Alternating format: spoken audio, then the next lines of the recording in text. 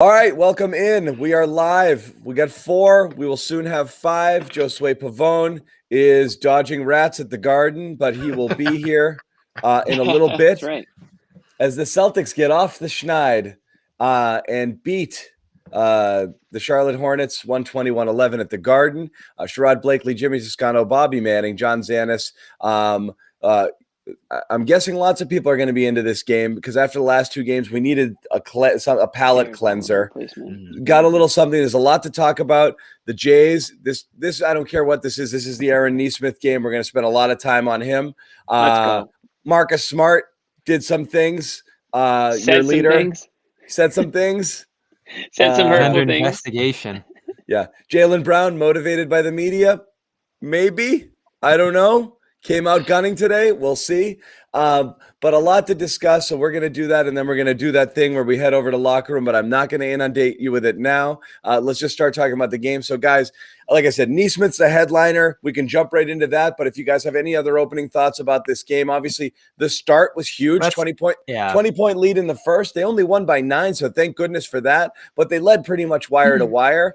And we talked about all the time about them not listening to Brad. This was one of those games where they obviously came out to execute the plan, at least to start the game, which was get the ball into the paint, pass the ball around, and they did it, and it works. Hooray! Space. Yeah, space, everything pace, you want to see. Everything you want to see it, and they did it, and it worked. And the first quarter was terrific. Rest of the game was fine. But that's what they needed. Jaylen Brown, that's what they needed. They need him to come out and set a tone again. He did it in the last game and didn't get a ton of credit for it, obviously, given the night that ended up passing. But he quietly in that game had 39 points, 11 rebounds, kept them in it until the final stages. And again, tonight, did everything he needed to establish an early lead. And unfortunately, fell out of the flow of things at times through the middle course of this one. He 8 of 11 to start this game, attacking downhill, draining just about every 3 he took. He is just a lethal, efficient scorer. And I don't know how many ways or methods in which I can say this. Washington's gonna love this guy. They put him on display tonight. Tonight, I know he got lost in that second quarter, but when you look at the shot chart here, 23 shots for Tatum, 23 for Brown. That has to be the balance night in and night out. And Brown got much of it out of the way early. If he wants to be we know Tatum gets out to these slow starts in these games. I think he averages just 5 points a game in the first quarters of these. If Brown wants to be that early initiator, they have to set that up. I mean, they got to find a way to balance this out and take advantage of the efficiency with which Brown plays. He is shooting 60% over the last 5 games. It's just extraordinary. He shoots. You look at his numbers, it's like he plays center, and instead he's taking 13 threes and playing on the perimeter. Well, he was ridiculously efficient, but I thought the one thing that two things that they did early on that I thought were key. First of all, the energy and effort was consistent. You didn't feel as though it was 2 or 3 guys out there bringing it. You felt that everyone on the floor was doing their jobs and doing their jobs at an elite level. I love the way Tatum and Brown, really one of the few times where it felt like early on they were playing off of one another, where one would attack and find the other. And that's something we don't see with these guys very often. Between the two of them, we can talk about their scoring, we can talk about the efficiency, but they also had 12 assists among them, which I don't know if that's a season high for those guys combined, but certainly it was one of the better games in which they were doing more than just getting their own shots. They were getting shots for one another. Yeah. And that has to be part of the blueprint going forward if these guys are going to come anywhere close to being the team that, on paper at least, they should be. Nice flare screen early through Thompson and get one of those threes. Beautiful. They were passing back and forth with each other really well, and they do that. I mean, Jimmy, you say this a lot. Can they play with each other? At their best, it does seem like they feed each other when it comes to pace, stops, and energy. When that's the style with which the team is playing with, they can set each other up, whether it's lobs in transition, good flare screen action, skip passes, that kind of stuff. Oh, they definitely can. It's just a matter of how badly do they want to, because sometimes it feels like they do get into that single player mode. But I don't want to talk about that. I thought this was a great performance by both those players tonight.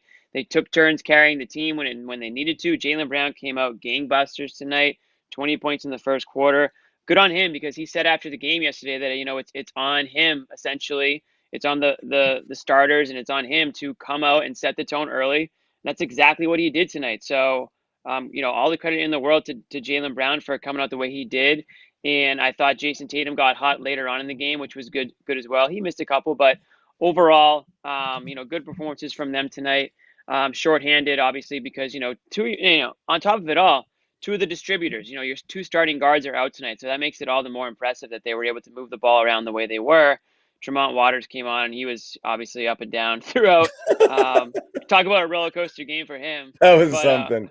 That announcement of the starting lineup was a stunner minutes before the game. Was. And you know what? The Celtics they were hitting shots tonight like they weren't last night. I mean, I think last night they were like just a shade above 20% from three. Tonight they're, a shade below 40%. So really that really comes down to the difference a lot of times in these games. It doesn't make for entertaining television, but essentially they shot the ball a hell of a lot better tonight. And a lot of that has to do with the fact that Tatum was back in the game. But they did get the ball into the paint. And you had Rob back tonight too, which was, I thought we could easily see the energy that he brought on the defensive side of things tonight, and how he opens things up for them offensively. And him, along with our guy Nesmith, who all of us have been on Team Nesmith from the start this year. Except for Bobby. We have not said one bad thing about him for the entire year. Except for Bobby that wanted more semi, but that's okay. So credit to Nesmith as well for, what Nesmith the results does, for the results early. That's the thing. Yeah. The one thing he's done all season is run around like a crazy man, and he's still doing that to his credit. I'm worried for him. He's also now hitting some shots too. That's, what everyone had heard about him coming in. We didn't really know that he was his, wild child running around the court the way he is. But I didn't know he was going to be an 8-9 rebound kind of guy. He's like Rob Williams, right? He can't stay on his feet. He's just all over the place. I tell you what, he's going to get hurt soon. Think of the intensity you have to play at for a guy like him to get 8-9 rebounds as he has the last week and a half. It's impressive for sure. But that energy alone.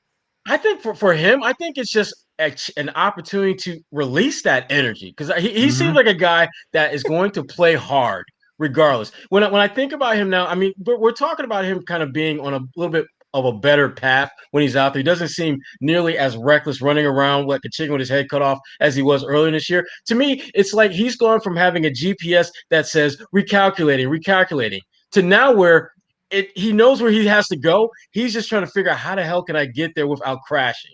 And that is progress for this guy. He has figured out how to be an impactful guy without necessarily having his name called. I thought that 3-ball he hit in the corner that put him up 6, huge for him, huge for the team. And it seemed like that's the kind of shot that he needs to get opportunities to make, because obviously for a guy who came into the league with the reputation that he has as a shot maker, you want to see him take some shots. You want to see him in positions where you're literally playing to what his strength is as an NBA player. The fact that we're seeing all this other stuff that he's capable of doing, running around, being a hustle guy, getting rebounds, deflecting passes, all that stuff, to me, that's just gravy on top of what should be his bread and butter as an NBA player, which is making shots. Yeah. And I have to address some of the commenters directly, because again, I think almost like Bobby at times, I don't think you guys understand how this whole apology cam thing works. Like the lot of us were begging for Aaron Nesmith to play more minutes because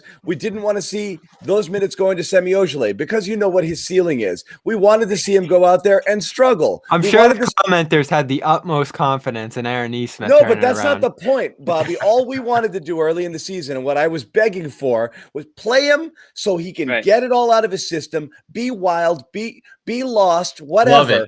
And learn as you go. And then Brad would yank him for 7 games at a time. Then when he did play, he played very poorly. And so when we say that he played poorly, that's just called analysis. And now that he's playing better, we don't have to apologize for correctly saying he played poorly in his stint. I mean, I think he was, as Sherrod said, he was lost. He was all over the place, which again is the reason why we begged for more minutes, because there's no way, with no camp, no G League opportunities, the only chance he had to play his way into having a clue in regular season games. It was the only path to getting him meaningful minutes. And this is by far, again, you're right, he's all over the place, but this game, I mean, he impacted it in so many different ways. The free safety stuff on defense, running back, tipping passes, intercepting passes, he had about 2 or 3 of those, 3 blocks. He almost had like 7 blocks. He's literally almost killing himself on every single play. I mean, the guy's all over the place, but now this was impact everywhere. Buckets down low. He's running around. He's trying to get open on threes. He's just trying to stay on the court because he's been on the opposite side of it before. He's been the guy with the DNPCD. If I gave everybody, if nobody watched the game tonight, right? And I named 5 players. Okay, I'm just going to name 5 players right now. I'm going to name Tremont Waters. I'm going to name Shemi. I'm going to name Nesmith, Grant Williams, and Fournier. How about Romeo? And Romeo, thank you. And I'm going to say 3 of those guys didn't play, and 2 of them played 25-plus minutes. We'd get 100 different combinations, whatever the maximum number of combination guesses are, because on any given night, you don't know which one of these guys is going to be on the court. You don't know why they're going to be on the court or why they weren't on the court. So when a guy like Nesmith finds himself on the court, he's going to do every damn thing possible to stay on the court. And honestly, I wish more of these guys thought that way too, because I'm sure they're scratching it. Jimmy, I've got a graphic for this. This is, again, look at, I mean, there it is. Yeah, Parker Langford Cornett, DNPC. Who had Parker Langford Cornett, DNPCD, Grant Williams 1 minute, and Tremont Waters getting the start on their bingo card? That's a prop bet that we all. I mean, once nobody. Once and I don't know what Cornett what has did to do Nesmith with play? it. 35 minutes? He 31. Yeah, I mean. 31? Yeah, Bobby's like, please don't lump Cornett into this. Like, He doesn't have to be part of this. but it happened. He didn't play. He's not a wing. And not only did he not play, he didn't play after like a career Jabari's game. not either. He's a 4. Grant is that's a 4. true. Grant's a 4 or a 5. He didn't play. These are guys. It's not a matter of wings. Parker falling out of it is interesting. These are guys who you expect. Parker played 20 minutes the night before. Romeo played 25 or 30. Cornett played extremely well last game. Grant Williams was like okay and back in the rotation. I mean, he was asked last game, but 2 games ago he was fine, and then goes down to 1 minute. I don't know who Brad likes anymore. Like I don't know. I don't know. I'll tell you, Brad likes guys who are actually playing hard, giving great effort, and are making an impact. If you're not doing that, he has to go to the default mode, and default mode is Grant Williams. Default mode is Romeo Langford. But on a night like this, where you have a guy like Nesmith who was playing with so much energy, so much effort, even when he was making mistakes, like that hard-ass foul that he had on Zeller, that's okay, because it was an effort mistake. Coaches can live with effort mistakes. They cannot stand when you make mistakes because you're not trying hard enough, because you're not focusing enough, because you're not doing the little things that coaches know you have to do in order to gain their trust. So here's what Brad seems to be doing with the rotations. It's a mixed bag here. Obviously, guys aren't available, so he has to fill stuff in. Don't act like you know what he's doing with the rotations. No, I have a pretty good sense here because it seems you've got it. Tell everybody. Yeah. Well, I'm not saying it's going to make sense to people, but what he seems to be trying to do is a mix of experimentation, obviously, the matchup thing that he always he's treating a guy like Tremont Waters, Semi Ojeleye, those types in the starting lineup based on the opponent. Like it's the center matchup thing that he's been doing. I mean, I saw Waters in that starting lineup tonight, and the fact that he goes from not in the rotation period, probably over the last 2 or 3 weeks, to becoming a starting fixture here. I know they were missing a few guards, but we've also seen them go with like 4 wings in a starting lineup this year. So it's not necessarily that they need another guard here. It's just that I don't know whether he thought he would play well on Rozier or any of that stuff. And then, when it comes to Nesmith, does this week of build up and play with him factor into him possibly starting if a guy's down, with the way Fournier is playing? Does it factor into him continuing to get these minutes? Or does he look and say, all right, Grant might be a good matchup in this next game coming up against the Spurs, if they're playing 2 bigs or something like that? I just think, Bobby, you wanted energy.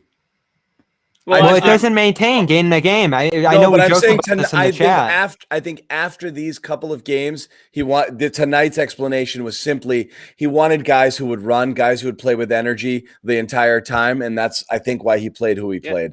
Because I don't think he felt he was getting it. I'm not lumping Cornette into that. I think Rob was back and Cornette got bumped. But I think with the other guys, he wanted both energy and he wanted guys more athleticism. I think maybe. Did he? And also with Devontae Graham in that starting lineup, you can play Tremont on the floor because he's not as big a mismatch as he normally would be. Did Brad slate Nesmith to play a lot in this one, or did he just kind of run into it? I think it's hard to say. Playing him more than he should have. I think the plan was for him to play Nesmith, but when he stayed playing so well, he wrote him out. Right. So that's my point here. Think about it like this. They went with essentially an 8-man rotation tonight. You can't tell me that if Nesmith wasn't playing the way he was, that he wouldn't have gone to somebody like a Shemi or somebody else, or Langford. You know what I mean? Like, no chance he would have just stuck to an 8-man rotation. We've seen him do the opposite with Semi twice in 4 games now. He was part of the starting lineup plan, and then they just get away from him because something else appears. So this is what you've mentioned, John.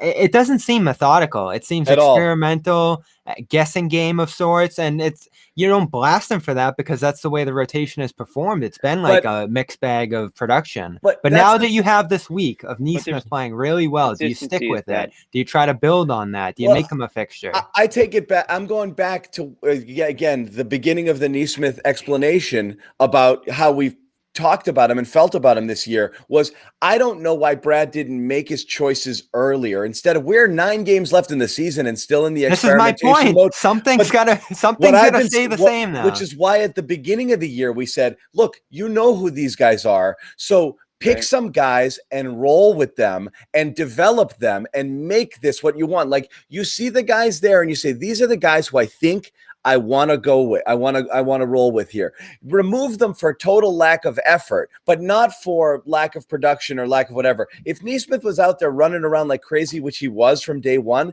you should have just kept playing him there because you're trying to develop him. He was pretty bad at times. Though. He was really bad.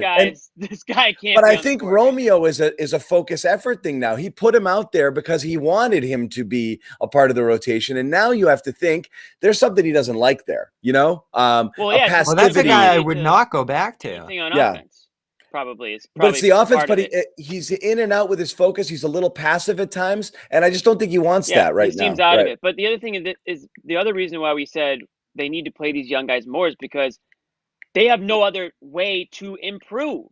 You're not going to get practices. You're not going to get Maine. You didn't have any off season. But that time's over, Jimmy. I mean, they have to avoid the play-in at this point. It can't just be like, practice up and down, battle for the backup wing spot right now.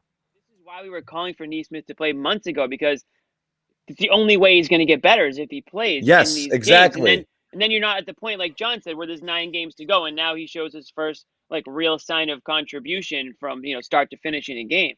If you had kept with, if you had stayed with them 2 months ago, maybe you're past this point already, and we're not leading with Aaron Nesmith 15 points tonight because maybe he'd be more consistent at this point, right? Somebody that you can rely on more. So that's the question there when it comes to Brad this season and the rotations and playing the young guys and getting away from players for a week or 2 on end, and then all of a sudden they find themselves in the starting lineup and then they're benched the next day. Who is it? Romeo and Samuel. Our producer Amit, he was like, now we won't see Nesmith for 3 games. Well, that's my concern now. Is he going to disappear over the next few because Romeo shows something in a walkthrough, or Grant ends up looking like a better matchup for what's on the court at some point? And Sherrod, you did a great podcast today with Rick Brunell, and he was talking about the fact that Charlotte just rolls with what they think is good. Right. Like, they're not trying to match up with the other team. They're trying to gain an advantage possibly by playing a different style than what their opponent's going to be doing. So if San Antonio, Portland on Sunday, they're going to throw 2 bigs out there, stick with Nesmith and keep the floor spread out and play wing heavy, even if the other team's going to be going in that direction. Sometimes I think Brad lets the other team dictate the style with which they're going to play on any given night. I think that's part of the overthinking of the process that he sometimes goes through, where rather than just play to your strengths, you try to play to what you think the other team's strengths are, and you try to combat that. And again, you can win at times going that route, but I don't think you can win over the course of a long and lengthy season when you're focusing more, when the way your game planning has more to do with what they're about than it does with what you're about and what you're trying to do. This was it was a good win, obviously, but and we all know this to be the truth. It's going to come down to what happens in the playoffs. This is what we're talking about is important, but what is this team going to do in the playoffs? Will they figure out some semblance of continuity? And I think right now we're at the fourth quarter of like the last tryouts for that 8-9 man rotation spot where you've got Romeo, you've got Naismith, you've got those are to me the two primary guys. You got Jabari Parker, all trying to figure out can they be part of that 8-man unit? And you know what's the worst Pritchard's part? in there. Pritchard is a lock right now, coming off the bench. There's no doubt about it. Yes, a lock. He is going because to of play. Fournier. Because of Fournier, and that's the scary thing right now. Yeah, Fournier is not a lock. There's not enough time left for him to just float this out and take the 3 or 4 weeks that Tatum needed in his comeback. We're looking at a very realistic possibility here that Fournier could get lost in this rotation come playoff time. That makes it all the more important. Especially if Naismith keeps playing like this. Yes. It makes it a lot easier to make that shift because, again, Naismith is a shot maker. That's why he's in the NBA. Fournier, that's kind of sort of what you're supposed to be able to do. And if he's not making shots, if he's not facilitating, if he seems a step slow and a step slow in terms of his play, in terms of his reaction time, you can't have that on the floor in the playoffs. I'm getting worried about I would much rather have that bull in the china shop, Naismith, out there running all over the damn place, waiting for his GPS to tell him exactly where to go, than I do with Fournier, who's just kind of trying to figure out what I'm going to do today, and everything is going a million miles past him. He's in slow motion right now. Let's get into Fournier in a minute. 2 things I want to say. One on Nesmith, Jaylen Brown, short while ago, post-game commentary, talking about just his activity on the floor. He wrote, I want him to be careful, but the other players are in more danger when he's flying around out there with his elbows. Trying to shop. It's unreal. And then another one, which was pretty good. Also just talking about Naismith playing well. This is Jaylen saying he makes mistakes sometimes, but he makes mistakes going 100%, and I'll take that. And again, goes back to exactly the same. Wait, John, is this the same Jaylen that didn't even know Nesmith existed like 2 months ago? Like wouldn't even look at him on the court. Still look at who came out of the second locker room. Yeah, exactly. He still won't look at him. Call up, hey, Nesmith, you can come into this locker room tonight, man. Yeah. Here you go. Welcome, my friend. Come. Yeah. Have an egg roll. You guys come can have out. Smart. We'll give you guys Smart. We'll take Nesmith. All right. Very quickly, want to let everybody know here, and we'll keep talking Nesmith. We want to get into Fournier a little bit. We got to talk about Marcus Smart's adventures that led him to not playing tonight. And I am curious if we'll get to it in a second. Don't make us talk about Fournier, dude. We have to a little bit. It's an area of concern. But first off, locker room app. Some of you guys asking again. Android. We're told it's being beta tested. It may work for you. It may not yet. Keep trying. I promise once we have a hard update on that, it's going to work. It was freaking lit last night. Oh my God. I wonder if some of those people in the chat in the room last night were from the Android, because it was a busy room. A couple said they jumped on for the first time. Karen, who's friggin' already after one appearance in the Hall of Fame. It's a different clientele on the Android side. Karen was Android. That doesn't surprise me. Classy legendary. She was awesome. So Karen was instant Hall of Fame, and maybe only second. If that's her real name. But she came over on the Perk show, which was great, and she hung out. She was phenomenal. Jimmy from what was his name? Was it Jimmy from The Shower? Oh, Lord. No, I heard that one. Was it Will? Yeah, it was Will. Will was freaking amazing. Kess was unreal. Kess has been there. Obviously, Dudley's in there. But everybody was awesome, and they were ornery. Fired up. And Goodman got him fired up early, I think, on the post-game show. People are still mad at him. They're still tweeting us over that. I have never seen the rate of dislikes that his videos got yesterday. It was a dislike a minute. It was big. Like, I hate this guy and I hate CLNS, and I'm unsubscribing to everything. Hate. How many times has he? This is the third time this season he has had a hot Jaylen Brown take that leads to Brown coming out and just pouring it on with perfect shooting and lethal scoring. Not only that, Jaylen and Jason were like, "We'll show you we can play together." You know, like it was like, I swear. Anyway, but that might have to be part of this team's pregame routine. The locker room was You great. might be. Bring your takes. Hang in there. Come join us. People are asking, how do you talk on it? You just get in there. You say nice things about John. You say nice things about me, and I'll put you up there. How does this podcast? And you might get in the door. You give me gems. You give me gems. No, I mean, honestly, you just hit the button, raise your hand virtually, and unfortunately, we can't always get to everybody because the rooms are getting pretty big. But we rifle through as many as we can, and if we don't get you one show, we try to get you the next, and it's pretty good.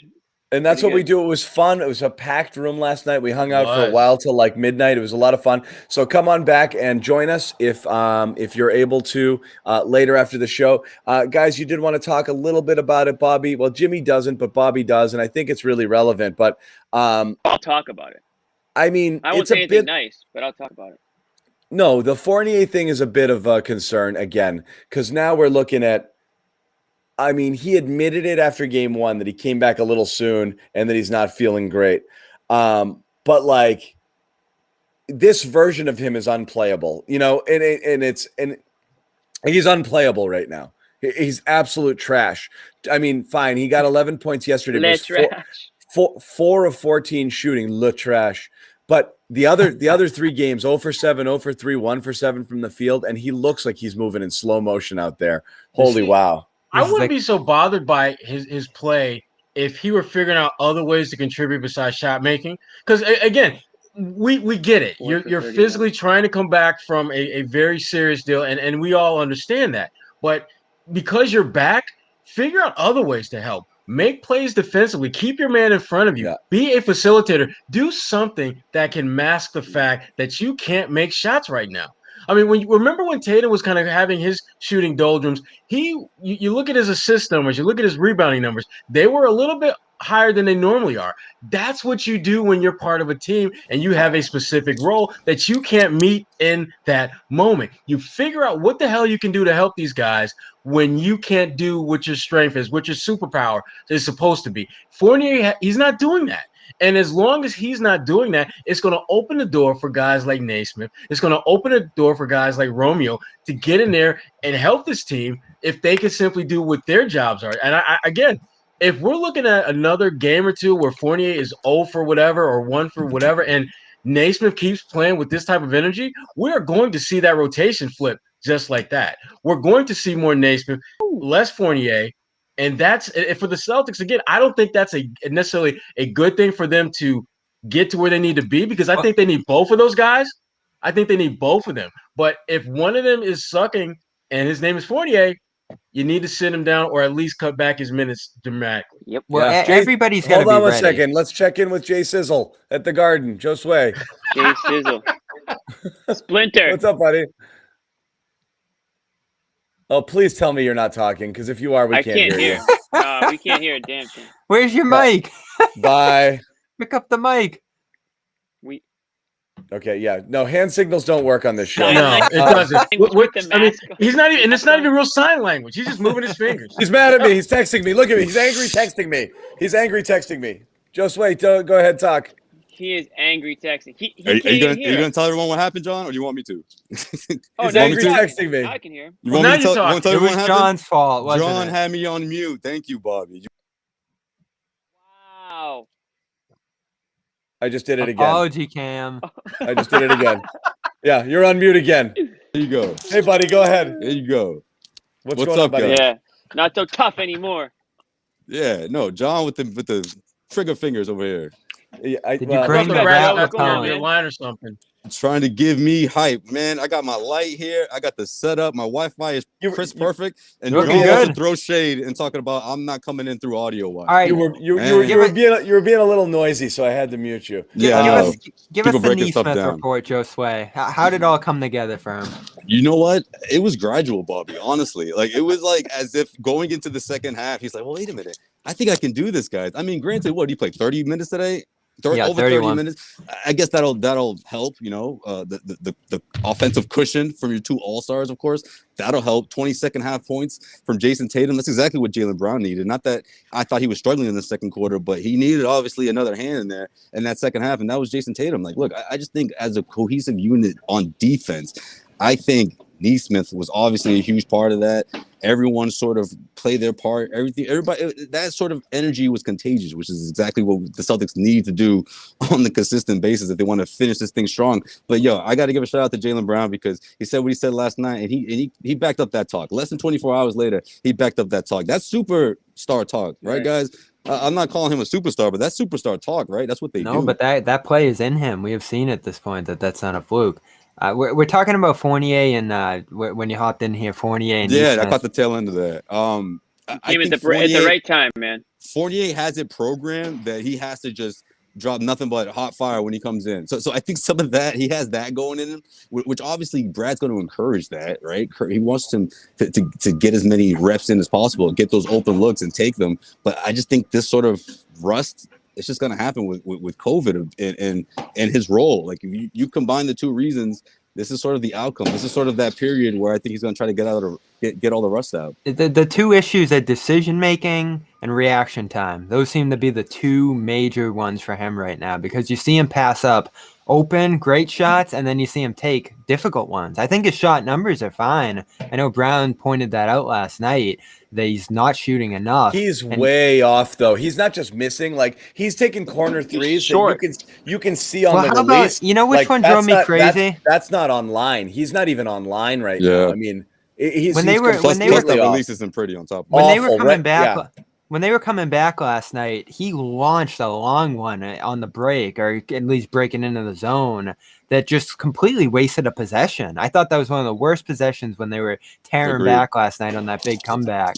So I know Sherrod's just said like Nesmith could possibly pass him. The tough thing for me is that he is in the right position defensively. I've said this since they got him. I'm impressed with what he does defensively and his positioning and all that. But you just have those moments. Did you guys see the play where him and Waters just stood there at the top of the paint? Didn't switch their guy, and the missing guy just came right down at Thompson. Thompson freaked out, and I thought it was on Waters because if you're looking at Fournier and Waters, who would it be? But it was Fournier. Fournier was just standing there. So I don't know. Like you might be right, Sherrod. He might just end up getting lost here. But at the same time, like he has that experience, potential, savvy, veteran. We've heard Brad in the past say like he doesn't even need to read the playbook. He just knows what he's doing from hundreds and thousands of games. Can you replace that on a rookie like Nesmith? I don't know. Yeah, but again, to me, it comes back not so much the execution, but the effort. Figuring out ways to contribute other than just being a warm body running up and down the damn court. I need more than that. I can live with Nesmith making mistakes when he's playing with great effort. I can't deal with a guy who's not making shots. I can't deal with a guy who's not making shots, not playing good defense, and just overall isn't really contributing anything other than being another warm body running up and down the court. Yeah, agreed. Yeah, we've got a lot of those guys. Sad but true. You know what I saw today? That's what Romeo's doing for you, but he's playing better defense. But he's right now Fournier. You got to play with Romeo. You got to play Fournier. Brad might be too, Bobby. He might be. You got to play. There's value in Fournier, so you have to play him out of this funk. It's just you're running out of time, but you have to play him. Yeah, you have to play him. There's no for question. Sure. Where do you guys want to go from here, Josue? You're new to the party here. We talked a little bit about Nesmith, but tell me. I would say one last thing. I got an idea. I just gave you a chance, and then nobody spoke, so I started moving on. Come on, you're looking at your phone. We saw it. Jimmy's the classic. I got one more. The world does not start and stop at your convenience, Mr. Toscano. Looking ahead, so this is going to be, if this type of play continues, it's going to be extremely hard to justify Danny Ainge doing what he's going to have to do to keep him.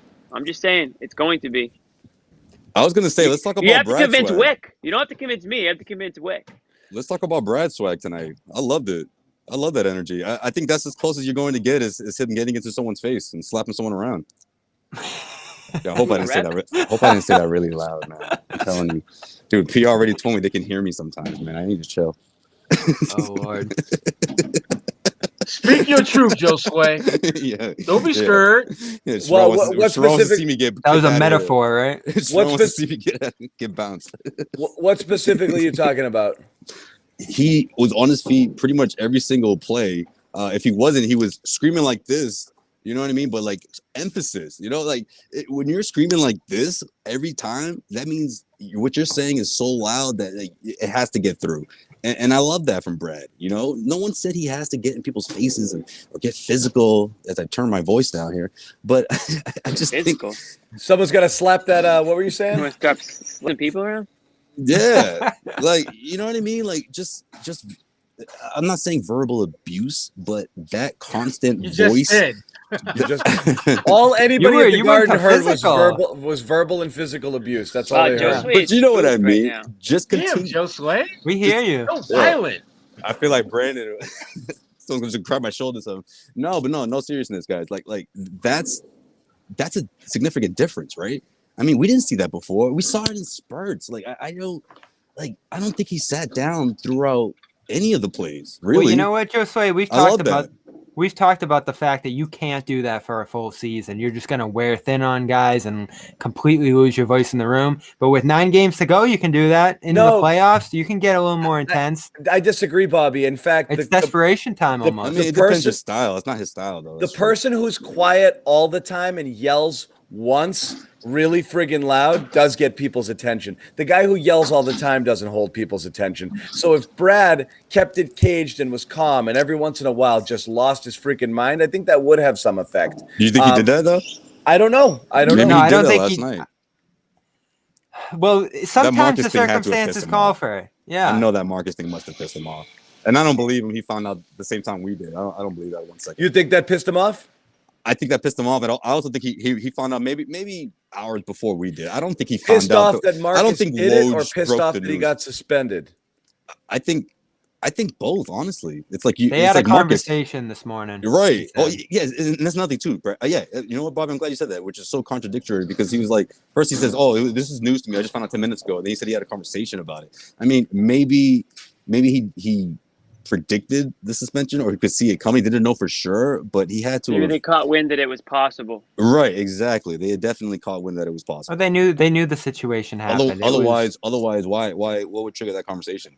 Well, here's the thing that I thought was interesting. It was the way that it was reported. It was what Marcus Smart said during the game and after the game. So that leads me to believe that maybe there was some sort of confrontation between Smart and the official behind the scenes. Made the official feel uncomfortable. Yeah, made him feel and threatened. that's certainly that's crossing the line. That's not keep it okay on the court when there's a disagreement like Well, that.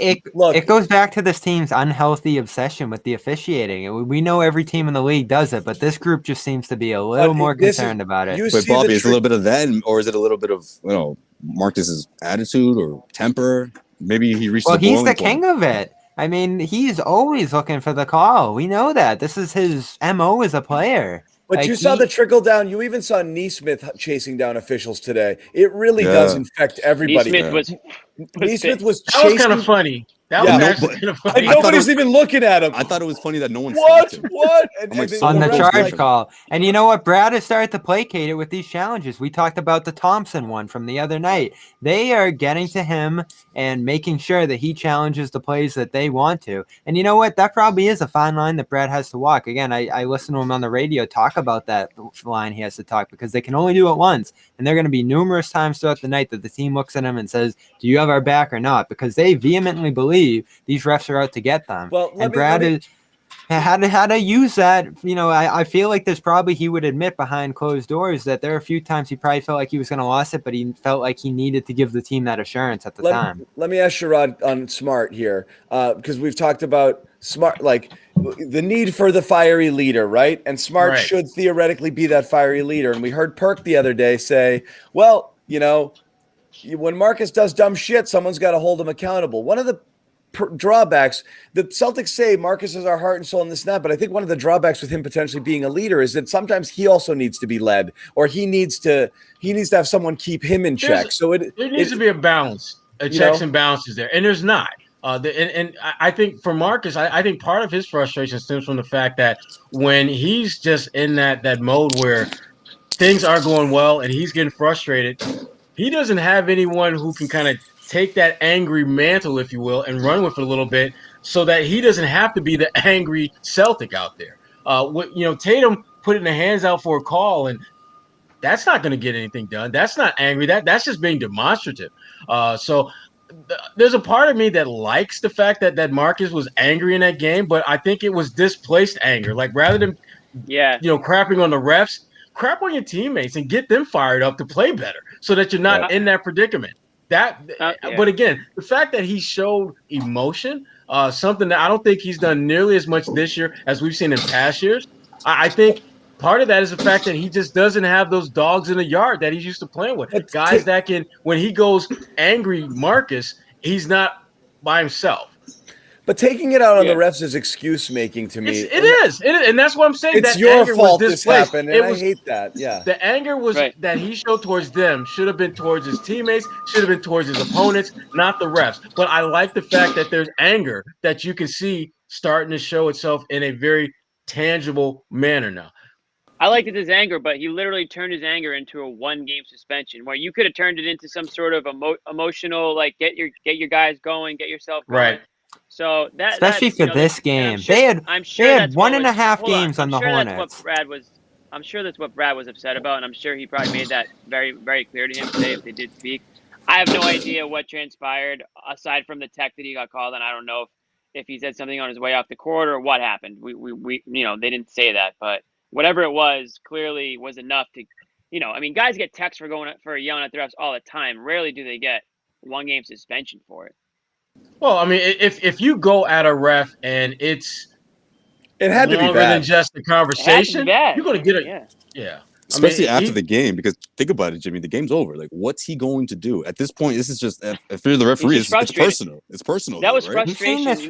They lost the game, and he took it out on the refs. Like Sherrod said, they put that energy somewhere else. We've seen this from him before. That game winner in Miami, everyone is celebrating. He was talking on the refs. I think he does that numerous times after games. He has those conversations, those heated exchanges, and it's like a respect thing with him. Like he feels disrespected by these officials at times, and we know how important respect is to Marcus Smart. And if that reaches too high of a height, we can see where it can go overboard here. But this is just, I feel like this team more than others, it has an unhealthy obsession with the officiating and allows it to consume their minds, take them out of games, and even, as you said, use it as an excuse for how they're playing at times. I mean, why would Marcus think he deserves the refs' respect? He's one of those guys if you're a notorious flopper, that's the thing that the refs hate, because you're trying to game them all the time. So that's the John, wrong way. He's never gonna escape that, is he? Like it's been a while. Like, let's think about it. Like the fake flopping. Like, it's doing it on a regular basis has been a while, but you're right. That's stuck with him. Marcus doesn't have a great reputation with the refs, so I don't know why he would feel disrespected by them. Like, but no, I think that's it though. That's part of the frustration though, because he's been labeled this flopper, and he's tried so hard after his first 2 years in the season to get rid of that stigma. And you would think back-to-back first all teams would do it, but it hasn't. Yeah, and that's where I think the anger and frustration for him comes from. I mean, he when you look at where he's at in terms of just the way he approaches the game from the defensive side of the court, the way he utilizes and doesn't utilize flopping now, he feels he has made efforts to get better in that one area that he has been heavily criticized for, and he feels that he has earned a certain amount of respect. And when you have games like, the other night where he's feeling very disrespected, he's going to get angry and he's going to get pissed, because it's a reminder that you're not where you think you should be in the eyes of these officials. And for him, it's disrespectful. And again, I love the anger. I love that. I love angry Marcus, but I just you don't take it out on them. You take it out on your opponent. You take it out on your teammates to get them to play better. Figure out a way to use that anger in a positive way, and Marcus didn't do that. Yeah, it's not good.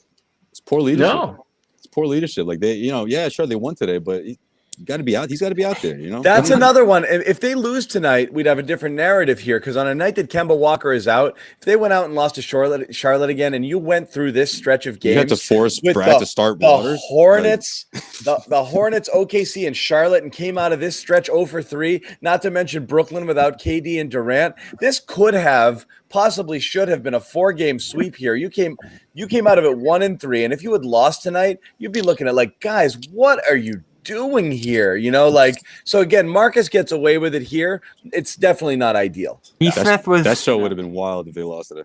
Oh my God. Nesmith prevented it from 45 happening. minutes on if they. Yeah. John would have been drinking. John would have just put straight from the bottle. F it. You know. Well, yeah. I love how Tristan Thompson stepped up in line there too. Those are the two key performances to make up for Huge that. game. Thompson's Huge offensive game. rebounding, and then Nesmith's overall performance. I thought Thompson defended extraordinarily well throughout this one as well. That was another interesting one. He stays in the starting lineup over Rob. Probably something to do with minute management there, but he ended up earning that start. They were better on the floor. They were better defensively and overall, I thought, with him out there tonight. You could tell. But Robert got you 9 boards in 7 Yeah, games. get those quick. Got those in a hurry. I mean, he was Yeah, a just couple of snatch. real nice blocks. He was on double at halftime. Mm-hmm. Had that great that chase down block on Devontae Graham, which was awesome. Yeah. He was Loved good. it. Jalen did too. Rob likes Right, jumping. Jalen, exactly. I love that. That's Devontae effort. Graham had a solid game. Speaking of, Well, he started. Yeah, He he's realized pretty that Draymond can't guard him, Yeah. and he just went. He just But went I at don't him. know why it took him so long to figure that out. It took him a half to figure that out. Yeah. And I'm not. I couldn't figure that one out. He Googled Draymond at halftime. He was like, "Well, wait a minute, this guy, he's barely played on this team this year." So Mark Murphy said Smart was cited for incidents that took place during and after the game. So there was obviously something that happened I just after think the game I think occurred. Well, after the After is what game made is it a what suspension. caught the Thanks, Bobby. We said suspension that because what he 5 did during the game was not suspendable interaction and engagement with the refs. It was the after Right. the game that cost him. Mm-hmm. you know, It's not like I good. said, it was either walking up the court or could have been. You guys know how the hallways are there. You know where the refs room is and everything. So I mean, anything could have happened Yeah. really. Mm-hmm. But yeah, I'm just glad these guys are making mad noise, so I don't see any rats out here. We'll know good. when the rats are out. We'll see you doing your thing.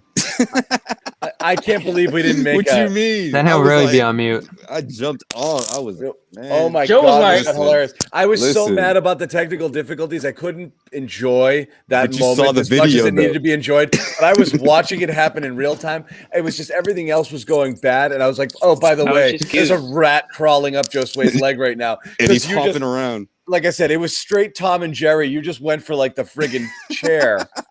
You just went running. I always hate when that happens. Just And gone. the funny thing is that if you can look at the camera, you just see me constantly looking down. Like, where? Yeah, I was where just did it like- go? Hey, Where you're did like, I it gotta go?" move. I gotta move. Yeah. Oh my God, was that good? We were talking earlier, guys, about Nesmith and his big game, and this is definitely, like I said, the Aaron Nesmith game. This is we mentioned Jaylen Brown. Jaylen Brown had these comments on Nesmith's performance. Man, great kid. He plays extremely hard. His energy is always good, whether he's playing or not. He works his ass off. And he's stepping into his opportunity. He's playing well. He plays hard. I love having him on the floor. I know he makes mistakes sometimes, but he makes mistakes going 100%, and I'll take that. So I like having Aaron out there. He plays extremely hard, and then he can shoot the ball when he gets going too. So, and he guards, and he guards, gets in guys, rebounds, blocks, throws his body. Aaron had a great game for us. He did. Of himself. I think that's what it is. I think he reminds him of himself.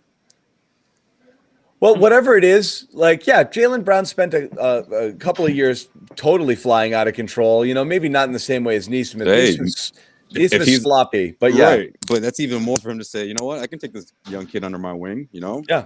mentor Jaylen. I love this That would goofy be little huge. guy. Yeah. He's Yeah, running right? all over the damn place. But come with me, kid. Let me get you straight. Look at this dude. Makes a ton of Let's go. mistakes, Come but here, man. Take he's a our seat. guy who makes a ton I of love You're this making little- all these damn mistakes and everything, but come on, man. Did I ever I tell you got about me getting booed at draft night? You ever tell that story? Yeah. No, no. Right, This, right. this had to be Right. the best And now look at me. performance. Yeah, right. Now look at me. Look at me now. You know, 5 years and 9 figures later, look at me. This had to be the best performance. You exclude Pritchard from that group because he's been consistently good all season. But the group Jimmy mentioned, Grant, Semi, Nesmith, Romeo, Parker, those types, this is by far the best performance they've gotten from any of those guys this year, which is such a breath of fresh air. And I'm looking at this game, seeing him closing again. We saw Brad give him that benefit of the doubt around the time they lost to New Orleans there on the road. He said, this guy's going to close some games because he can stretch the floor. We like what he's given us defensively. I think he had even gotten a start maybe, or they were looking at starting him around that time. But that door was wide open all season long for one of those guys to grab that spot and run with it. And it is incredible that no one even came close, right up until now. That's what we were saying is I think Brett should have just given it to him. You know, like I said, is you drafted a guy with the notion that he was going to come in here and play because he had a skill set that you thought was valuable. When you saw that he played with such energy and effort, I'm stunned that that wasn't justification enough to reward him with minutes. That's what's so baffling there, you know, because he is. You drafted him. What did we say on draft night? They got a shooter who could possibly help them on day one. It was obvious he couldn't. He needed to play his way into well, you know that. what got in the way of And that so every time? The only way to do that is to play him, you know, and that's what was so strange. Well, at the time they were doing the Tice thing at the 4, and that's why everyone's head was spinning. Yeah, back Bobby, then, and you that loved was getting it. in the way. No, I never loved double big. I thought you were team double big. What You you mean? love double big, I double did mid not gum. like that. Yeah, you did. You loved feels Tice. so long ago. You didn't love double big. No, he loved Tice and Tristan individually a lot. So therefore, he couldn't speak out against either or in the starting lineup because he did have affinity for both. And But therefore, if he could, I think he would have sent Robert to Maine. Wouldn't you have, Bobby? You would have been, no what, Rob? Take another year in Maine. Get these guys their reps between Tristan Thompson and Daniel Tice. I do like Maine that. would have helped a lot of those guys. Oh, Yes, would have helped a sure. lot The of other guys, but not Rob. Rob was They ready to wouldn't- go this year. Well, that would have Nesmith would've condensed been things naturally. League Player of the Year. Yeah, So Nesmith on would certain have been nights, what some of these Waters was. guys just wouldn't be in the building, so they wouldn't be able to toss all of those minutes around to all these different guys. The roster's expanded this year. I think that's made Brad even more experimental happy. Like, he has 17 guys on the bench that he can fool around with night in and night out. So this is the difference between I'm Rob sure and he's Nesmith. thrilled with that. He's tried them all. We've seen it all this year. Rob played every night. Nesmith, all those DMPs. You just can't develop something there if he's not playing, period. And that was the big especially if you're not difference able there. to practice. So you're not even. He's not even getting the opportunity to kind of He didn't get work his training way camp. into position. Right. Right. Just guard Tatum all the time, right? And that's why I said all along, this guy, I'm holding out hope on him far more than Romeo, because Romeo went through all of that last year, and we're still not seeing it with him. Nesmith, next year is Yeah, going to but be he almost had like to a blank start- slate for him. Romeo had to start and stops with injuries too. It's not making Yeah. excuses for him, but last year was almost completely a lost year for him. Yeah. He came in late, and then he just had a bunch of starts and stops. He could never get a string of time where he was healthy and doing. I mean, Right. he last year was. He's never had an off season either because he was hurt Right. going into his rookie year, and then he was hurt going into this year, and then there was no off season and no G League and no. You can practice, almost so- toss 2 years for Romeo at this point. You know, No, not almost. You definitely toss him. Yeah, Yes. Oh, They're great. completely gone. it stinks. 2 years It of his stinks. MVP. You're going 2 redshirt years on a guy you He'll drafted be- in the lottery. He'll be eligible for Rookie of the Year next year. I know The exactly. Ben Simmons program, is that what you're saying? Simmons program, Yeah. Blake Griffin, yeah. 30-year rookie. It is crazy. It's too bad, but that's it. It's like, again, that's why you're not giving up on these guys because you don't even know if you've seen enough yet. Right. Obviously, Nesmith, you haven't seen No, enough. I but a mean, guy like giving Romeo, up on you're Nesmith not this year giving would have been silly. I mean, just with Dude. everything going on, you just had to hold out hope. Nobody, with him yeah. I mean, into nobody next was year. This dude, actually this giving dude up said on Romeo. Nesmith. This dude said Romeo is dog water. What does that even mean? Damn. Right? It just Wow. sounds It doesn't ugly. sound but good. Damn. That does sound bad. It sounds terrible. I'm not he's- quite sure what it means, but it sounds I terrible. think he's better than that. I'm gonna go out on a limb and say he's better than dog water. So He what's ate- he ate what's dog water. What's the prediction? Okay, because we've seen this before. Peyton Pritchard scores 28 points and Brad starts Tremont Waters. Cornette has a really good game and he's a DNPCD. Bench. Okay, the next game, right? Bench gone. You don't even see him. Semi starts, plays 8 minutes. Literally is just shot out of a cannon into space, and you never see him again for the next 2 games. So Nesmith plays, and we've seen it. Romeo plays 30 games, then goes to 5. Then Jabari disappears. Nesmith has a good game. He plays 30 minutes. He's clearly the story of the night. Does he play on Friday? And how much? Yes, he'll play. He's got a 10 to 15 minutes. Yeah, we're on there. Because he's not. I don't think we'll see a repeat of what we saw tonight. But I think he'll do some positive things. He'll play again that bull in the china shop basketball that he's good. He'll make a shot or two. But he's not going to have, I think, the same kind of impact and be the difference maker he was tonight, which is okay. Because remember, he's a rookie that's trying to find his ass onto the court. Yeah.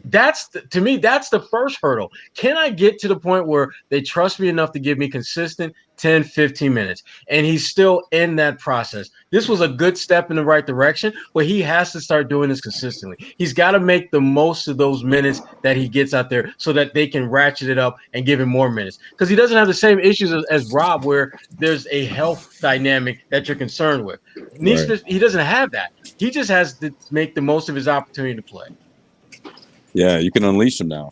You know, I like just play him. 2 My months ago, prediction: 30 minutes was we don't unheard see of. him again. That would no one was predicting. they'll have the smart Brown, Tatum, Kemba thing. You would think back in the fold for Friday. So it'll come down to the rotation wing minute. And he should obviously be given the benefit of the doubt there. I think the Are we matchup certain? fits. Are we certain Kemba plays, or did Brad say at least Friday? Could be at least Friday, I'd imagine. And that's No, I'm saying is we the know how this earliest goes. Friday, or is he coming back Friday? I think it was the earliest Friday. Oh, yes, I believe. I don't think we're And going to see him. Those oblique things are tricky. If Really? it's that could be that's a comfort thing. I wouldn't be stunned if you don't see him this weekend. So if you don't Especially see this him, close to the playoffs. if you don't see him, there's a case for Nesmith to start. There really is. What does starting mean though? No, Like, no. on a Brad Stevens starting five. No. Like it's, I don't want him to start. I think that's bad. Bad things happen to guys that Brad throws into that starting lineup among young guys. It's like a black hole. They get out there and they just disappear. That's true. Romeo, don't put him on Shimmy? Beal. come on now. Yeah. All right. So I'm teasing this right now. We're gonna head over in a couple of minutes to the locker room. We're gonna hang out with you guys for a bit. If we can put the link here in the chat and let's pin it so you guys see it. I'm getting Android questions. I don't have the answer. Try it. What happened? I thought they were good. It's being beta tested, which apparently a lot of people have tried. It didn't work for them. So I don't know yet, but come join us. There's the link right here. Go get some. Okay. Locker room. Get some. We're going to go over. We're going to talk positive things. Nesmith, should he play more? Fournier, are we worried? Marcus Smart, are you pissed? There's a lot of things. Brad, who wants to fire Brad still? Is everyone okay with him? Did we forget? Do we just do this one night on, one night off? Or are the fire Brad people still out there right now? I don't know. I don't think And anyone where's wants to see him Karen? fired. Let's hear from tomorrow. you guys. Is Brown still being traded? All the stuff you talked about last night. Listen, this is again, you can ask a question without being on the trade Jaylen Brown bandwagon. Jeff Goodman theorized that if you can get him for Bradley Beal, then he would do that. It is a perfectly reasonable debate to have. It is not one where Celtics fans' heads should fall off. No, It is- because with it is- Celtics fans, Oh my Celtics God, I'm fans so here- triggered. what Celtics fans here is Goodman saying What's trade that- Jaylen Brown that right now, video was like, get it done. That's what they heard. Yeah. So freaking funny. Like, my God, guys. Like, he just asked. Bobby, did you do it again? You did it again, didn't you? I did. You forgot. What? No, I'm good. I'm Oh, I good. thought he left. what? I'm like, yo, you didn't say you were leaving yet. Watch. Where is he? He just Come on. disappeared. Come in, Bobby. Is he going to the locker room? Watch. No, Bobby 2 is going to come in now. Watch this guy. This is studio, Bobby. That was a seamless transition. You did that well this time. This is studio, Bobby. But I mean, my God, did people get triggered over that? It's just All right, you're basically suggesting trading Bobby did Jaylen too. Brown theoretically for the top scorer in the NBA, a guy who's gotten better for 5 straight years and is an all-star, possible first-team All-NBA player this year, and it was the craziest thing anybody's ever heard. Like, I'm not saying I support it. I actually think it is a lateral move. No, I think what you said is valid, and I said this back on Sunday for the first time in all this year. Like, everybody's head exploded across Celtics Nation because it is pretty big coming from me. I'm the biggest Brad guy going. I actually had to take this to some of my other Celtics groups and be like, guys, like, I'm worried. I'm worried about this guy right now. The results are the results, and the season is heading toward a dangerous place. You know, you can deal with all that. In general, I'm not an advocate of anybody getting fired in the COVID year. I think it's a pass for coaches across sports with a lot of the weird stuff going on. What worried me is the reaction of the team, because if the team stops believing in him, there's nothing you can fix there. There's no going back. And you've seen it at times this year. The big bomb quote, Gary Washburn, much earlier in the season, the team has tuned him out. What does that mean? We tossed it around all year. I think we've seen on certain nights what that looks like. Now, there's nights like tonight where they're locked in and they execute the game plan fantastically. Other nights, and I think in the aggregate this season, when you look at what Brad Stevens' teams look like in the past, pace, defensive connectivity, tons of passing, none of it's there this year. They are completely unbecoming of a Brad Stevens team. So they're not worthy. That's what worries me. We are not worthy to be coached by you, Brad. No, worried or not worried. Just the funny thing to me with the John's funny. Like how dare they worthy? How dare they go off the script? They're not. We are not worthy. No, but the Brown conversation is so funny that people like won't dare to have it. You see things like Jaylen Brown's super efficient. Yeah, so the frick is Bradley Beal, okay? Bradley, he doesn't play defense. Okay, but he passes. Like, he does other things, too. He's 6 years older. No, he's 3 years older. He's on a bad team. All right, come on, no, John. How are you going to say this when you're a no on the deal? Well, I'm saying let's not say it's ridiculous. Washington is they're like, oh, he's a good player on a bad team. Washington's the 10 seed, has beaten Boston twice, and they're only 4 games back in the loss column. And they're the hottest team in the game right now. I got news for you. He's one player on that team. You've got 2 of them on this team. There's no excuse for the Celtics to be only 4 games better than Washington. That should tell you what he's doing for that team. But see, please don't say it's a ridiculous conversation. It's definitely one that you can have. I actually don't support it, but the absolute just people got bananas. Like, did anyone? I just think you guys. How dare Jeff Goodman suggest it? No, it's but the reasonable. The reason for the outrage is it just completely ignores the strides Brown has made this year. It does not. If we asked this before the season, you have the chance to trade for Harden. You have the chance to trade for Beal down the line here, and you have to flip Brown. I think if you just say that in general, everyone goes, yeah, you probably do that deal. Now, if you add the caveat in what has actually happened this year, that Brown's going to come out and score 20 to 40 points in basically every single game, be brutally efficient, make strides as a ball handler, all this stuff, I think people get a little more hesitant, and that's where the reaction comes from, because you're seeing the strides year in and year out from Brown. They're going to continue.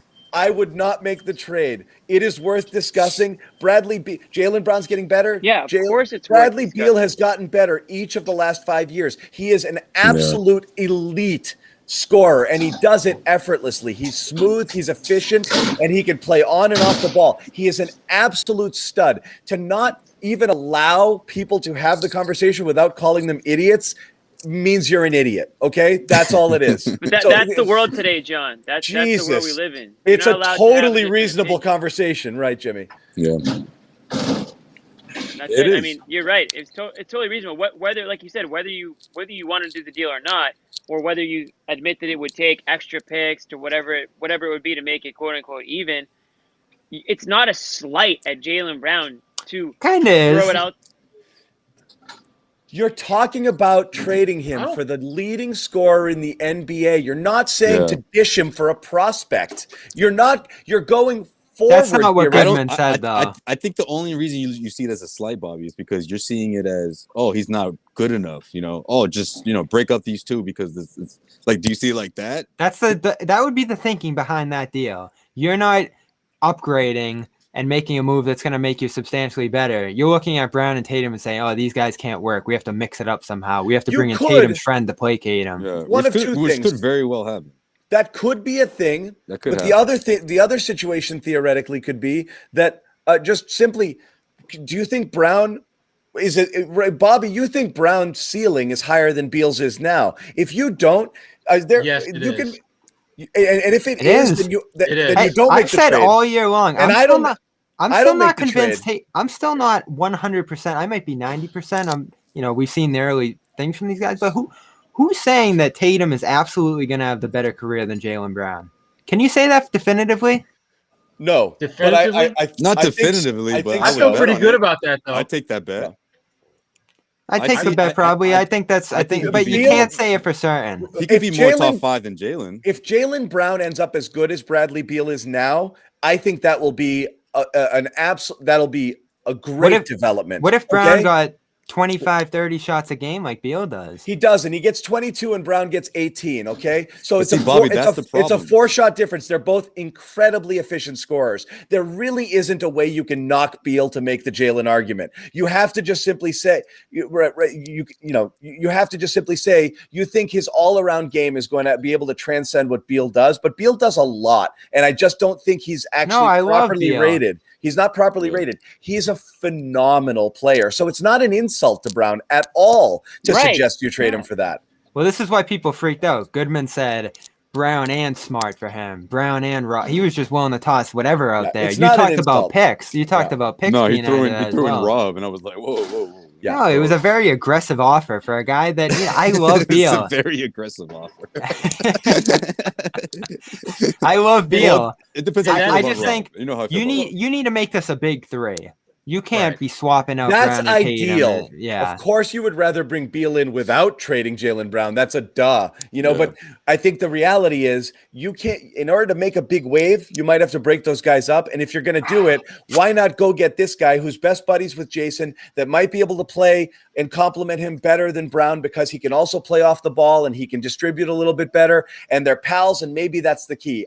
That's his That rationale. could happen down the line. I think it's way not, too early. It's not it's not a ridiculous rationale. It's I, not. I think That's it's way the- too it's- early to condemn. I'm just always It's the worried. same. It's the same thing that we started. Just the idea that let's talk about Brad as maybe he's not the right coach. Just the idea of that had people screaming at the top of their lungs a few months ago, and now it's less of a crazy discussion. It's the same thing with Jaylen Brown for Bradley Beal, for example. It's like you can have the discussion. It's not out of the realm of possibilities. It's okay to talk about. Well, what's his value at? Why should this work? Why shouldn't this work? It's not that crazy. People in DC might be saying the same exact They'd be thing like, I Celtics would fans. never trade Beal for Brown. Right. If you're the Wizards right now, I bet you a Wizards chat room right now would be like, never would I trade Beal for Brown. So Right. and that's what makes these discussions great. And Sherrod, it makes me think back to, remember when we did this at NBC, when we did the hypothetical trades the year they drafted Tatum? Those are awesome. And the best thing about those was no matter what we pitched, people were just as angry on both sides of it. It was like, the Celtics are giving up way too much, and the other side would be like, we would never do that deal. So that's what's funny about it. Mike, I bet you if you told Washington right now, Beal for Brown, would you do it? They'd be like, never, or at least, at least Wizards fans. Yeah, I think not if it the came Wizards to- organization. Right. I think if it came to the point where Beal wanted to leave, though, is there a piece around the NBA that they would prefer? That's a different Not conversation. the organization. Would the fans want to do it? If you're a Wizards fan right Hey, now, I know Rockets fans are still furious. They don't have Brown over for Harden. That was who they should. wanted. Well, yeah, but they knew Harden Well, they got a was bunch gone. of rocks Yeah. instead. So Yeah. I would absolutely, be pissed about that. Hell Yeah. yeah. All right, so we got a little blood in the water here, just like Goodman did yesterday. So Sherrod and I are going to head over. Bobby, Jimmy, Josue, you can continue this conversation, take it somewhere else. Rest of you guys, whoever wants, join us over in locker room. We're going to go chat with you right now. Yo, Jimmy, say some outlandish things to Bobby. This would be fun. Oh gosh, I'm out of here. Yo, why don't we make this? Let's make this the Cornet hour that Bobby didn't get to have last night. Let's do No, I it. was There are a thinking- lot of Oh, leftover no, topics man. from last That night. dude didn't even Plenty touch of the floor today. gripes. We're going to talk about him. Right. If the guy you wanted to spend 45 minutes talking about last night doesn't play tonight, you don't get to talk about him anymore. Those are the rules. That's a fair rule. Right. I'll Well, take it. we have a 'Cause we big know we're going to see him announcement. again. We'll see him in a couple of days. We have a big announcement coming here. That's what You we'll tell start them all this with. about it. I'm going to take off. All right, man, there what goes you got? Sean. So What here you we got? go. Yo, you Here- give him gallery mode? Try gallery mode. Let's No. do it. Jesus, dude. I want people to really see our reactions when I say this. We Oh. have right here tomorrow. I've been teasing this for a day. On Tomorrow? Dome Theory on CLNS Media, Oh, shoot. Dome theory. 4:30 Eastern. We are talking to Nicole Cornett, the sister of Luke Cornett. She is our Wow. special guest here on Yo, Dome Theory. Bobby. Yo, that Okay. build up, I swear, Bobby. Yo, with that kind of build up, when it's someone that you really, really into, like Cornette, I could tell, man. You really have me on that one. But okay. Once all right. upon a time, remember Anna Horford used to come on here all the time. She's on the network now, but we're introducing Celtics fans to Nicole Horford. Okay. Nicole Cornett, Cornette. All right. and getting to know their family. She played at UCLA, which I never knew. It was You a know what, star there. That role is vacant, you know. Bobby. Since Anna left, no one's really taken on that spot. Bobby, I'm going to send you some questions that I need to know about Luke. People got to know about Luke. This is why I'm doing it. I don't think people know who Luke is. I don't think people know what he's about. Yeah, I'm gonna once text I you get them down on random- paper, I'm going random to text you questions. all my questions. But obviously, a lot of it's going to have to do with his style. What's he like off the court? You know, Jimmy's gonna favorite try to Bible push. passage, all those No, things. but I mean, Jimmy's gonna ask about her friends and stuff. Oh, yeah, I'm going to Hey, if you Google ever her as need soon as we get off this someone to show, show you guys for around sure. Boston, I'm going to assume she's a little tall for me, just without even looking. But I I was feel just like- amazed. I feel like most ball players they usually pick shorter girls. I don't know. Oh, I you was said just- sister. Never mind. it's sister, sister. bro. Sorry. Of course. I just That's did not the how- classic. that's not how the Anna, Cornets work. The Anna Celtics. That's mistake. what everyone Remember did Celtics with fans? Anna too. They yeah. still do that to this day. I still see tweets every now and then, like you're just mad because your husband's not here anymore or something like that. So, That's gotta be tough to listen to. Anyway, yeah. we're talking to her. I can't wait for people to get to know him. But yesterday, I could not believe 10, 7, 4, and 3, and you guys didn't even mention him. I mean, this is the stuff I get excited about when I see him play. The fact that he's able to stuff the box score, do a lot of different things out there. I'm not advocating for him to play over Thompson and Rob. If they're healthy, it is what it is. But I love him being here as that third center. I think he can produce. I think he does a lot of things that they like offensively and defensively. He slides. He moves his feet. He has 14 blocks in 12 games. This was a nice addition for Tice. We thought they got absolutely nothing for him, and it looks like they got a nice rotation piece. Yeah, I mean that was the throwing in the deal, I guess. But Brad did say that he had eyes for him for years. But I don't know. I feel like he has eyes for a lot of people. But no, I think they were sincere. I mean, even before Perk, said what he said with us, he was literally moments after the trade happened. He was the first person that was like, "Hey, Oh don't- my don't God, I sleep on forgot this guy." about that until he Yeah. said it, and And I was Abby's kinda laughing like, too. "Oh, Again, really?" I wasn't He- a day one Cornet He guy. doubled down like twice, and he was like, "Listen, guys, no. In all seriousness, like this guy can ball. Like he'll do some things for Brad. I'm really pumped about this." So And again, No, we're I not mean- the. Oh, go ahead. No, I was just gonna say. I mean, I think like a lot of Celtics fans, there people who said, "Who's Luke Cornett?" And no offense, it was just he's not one of those players that a lot of casual everyone NBA flipped fans up for Wagner, and they're like, "Oh, Mo Wagner's coming." would know about. Yeah. But absolutely, I mean, we joke about him a lot on the show. It's all in good fun. He has been fairly effective in his time on the team. Absolutely, I know he's a little bit of a matchup based player because of his size and style of play, but every time he's in there, he's more likely than not making a positive effect on one end or the other. I mean, it's good to have a legit 7-footer type guy in there. Does have that range, which we know, this league has turned into that stretch big league, and like you said, he came onto the team as somebody that you didn't even know would make the roster after a couple of days, right? And then it turns out that he's playing actual quality minutes for you and effective minutes. So definitely a positive for them. I wonder if he'll be back. I don't know how that's gonna go in the off season, but I think he's definitely carved himself a small role. But like you said, Rob's back now with Tristan Thompson going in there. You might get a couple of minutes here and there from Luke, but if he can make the most of them, who knows? And with Rob's health and with you might end up with a bigger role at some point. Could happen. There we have it. 4:30 tomorrow, live on CLNS. Nicole Cornett joins us here on Dome Live? Theory. Yep, we're going live. You can tune in. Guys, tune in and get your questions in. Yeah, you can jump in here in the chat, and we've done that in the past there on Dome Theory. We got some good guests lined up. Anything Causeway Street you want to throw out there, Josue? Oh man, I appreciate that, Bobby. But no, we're just recording another episode tomorrow. But we'll have another episode coming up soon.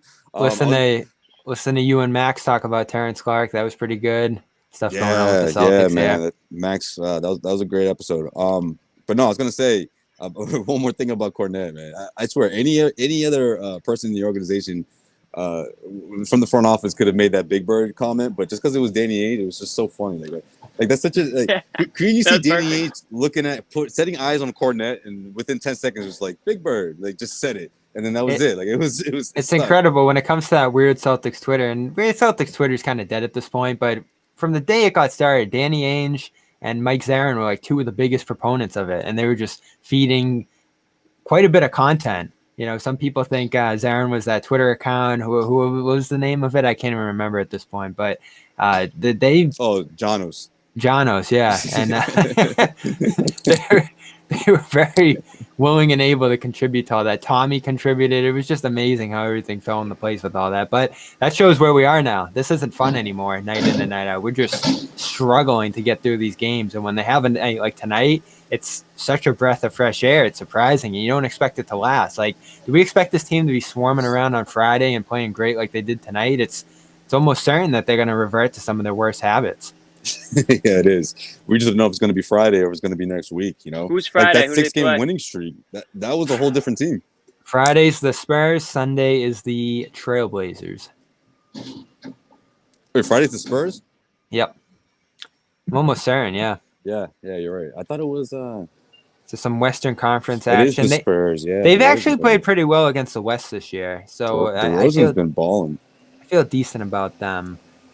So that's all I got. I don't see a ton of questions in here. If anyone wants to throw a few rapid fire, I do think we're going to get over to. Oh, there goes Jimmy. He's getting over there already. Jimmy didn't even say peace out. Jeez. Yeah. So we might as well wrap it there. Locker room is fired up. Yeah, let's do it, guys. Join me on my Uber ride. I'm about to Joe Sway's got to get out of here anyway. So join us on Locker Room. Try out the. Oh, there's Jimmy. Try out the Android app. Back. I don't know anything about it because I'm on the iPhone, but I do think we got a different kind of clientele in there. I was listening live last night. It was like probably what prime Boston sports radio was back in the day when everyone was freaking out about the Red Sox. And that's dead on. All I gotta tell people is please just relax a little bit. Still freak out. Still bring the passion. Yeah. No. Don't. I heard some voices that looked. I was scared some people were gonna have a heart attack or something last night. Dude, it was one of those games. There was like 3-4 straight calls. It was just like boom, boom, boom. I know what you're talking about. It was around that time. Like, these guys are. It was honestly one of those games though where people had no choice but to just vent and just get crazy for a little bit because it was a crazy, awful. I was worried about some of these. And isn't that dangerous, Jimmy? Because then sometimes you could really like force the issue. You'd be like, you know what? Yeah, trade Tatum too. F it. Like you get into it. I'm done with them all. And then an hour later, you're like, what was I saying? Like, wait, what? No, don't do that. So I'm seeing some feedback that Android's working. So that's great. I didn't expect it to be coming out this season, and it looks like it's already getting done. So that's great. We're gonna head over there. Friday is the Spurs. I confirmed. I'll be at the Garden that night. I'm going to bring some rat protection, I believe, just because Joe Sway warned me. You thought Joe Sway was scared when he saw it. You should see me when I see one of those things. It's bad. Yeah, I hope it happens. I can see that. Yeah, I really do. So, but in your for your luck, man, it's getting warmer out, so I guess that helps. 7:30 Spurs Celtics on Friday. That was one of the worst. There's been a lot of bad losses this year. That was one of the previous worst losses of the year. The last time they saw the Spurs, But they played the Trailblazers great, so that should be a good one on Sunday. And we're getting really close to the end of the year. Celtics at 33-30. That means there are 9 games left until the playoffs. Can you believe it? It's been a time. long ass season. Hey, I can't believe Jalen it. told us last night that 10 games is plenty of time, plenty enough experience or reps or whatever for the team to turn around. If all they have to do is flip the switch, I guess. But I'm feeling pretty good about. I know there was a lot of talk last night about them losing in the play-in. I mean, if they run into the Charlotte team, even with a few of the guys coming back, or who else is going to be in that play-in territory, like It's the Indiana. mental makeup of the Celtics team that leads me. That doesn't. That's why I don't like them in a 1-game playoff. They can prove me wrong or show otherwise down the stretch here, but based on what I've seen this season, why would I have faith that the Celtics? Oh yeah, they always show up for the must-win game. No, I don't feel that way right now. I just don't love the competition there that they're going to be running into. But we'll see. We'll talk about that in some locker room stuff over at locker room. Yeah, the Knicks have a tough schedule down the stretch, I heard Grandy say. So that could be a possibility. We're out of here. Joe Sway's going to run. Dog barking. My dog's freaking out, so we're heading over to the locker room. Peace. Go walk